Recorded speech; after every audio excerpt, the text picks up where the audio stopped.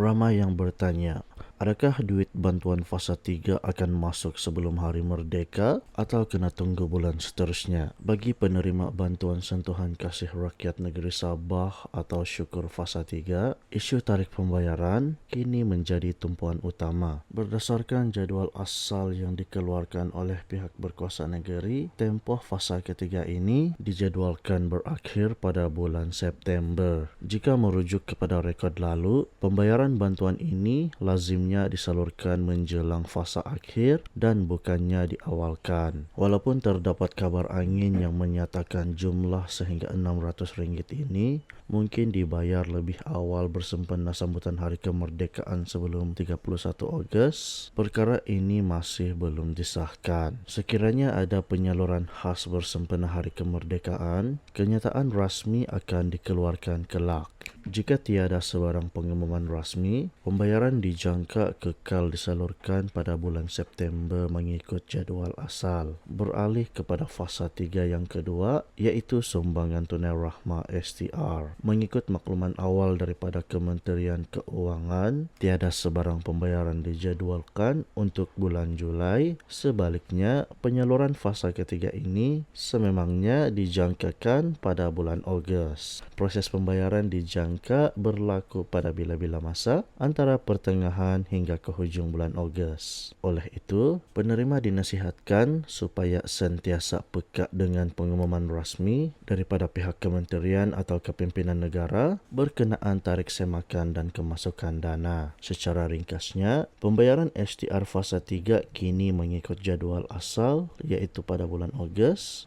manakala bantuan syukur Sabah dijangka pada bulan September, melainkan ada pengumuman khas secara rasmi. Bagaimana dengan anda? Adakah bantuan ini sangat membantu persediaan anda bulan ini? Tulis pendapat anda di ruangan komen di bawah. Jangan lupa tekan butang like, kongsikan video ini, dan subscribe ke saluran ini untuk mendapatkan kemaskini berita bantuan keuangan yang terpantas dan sahih. Terima kasih dan jumpa lagi dalam video yang seterusnya.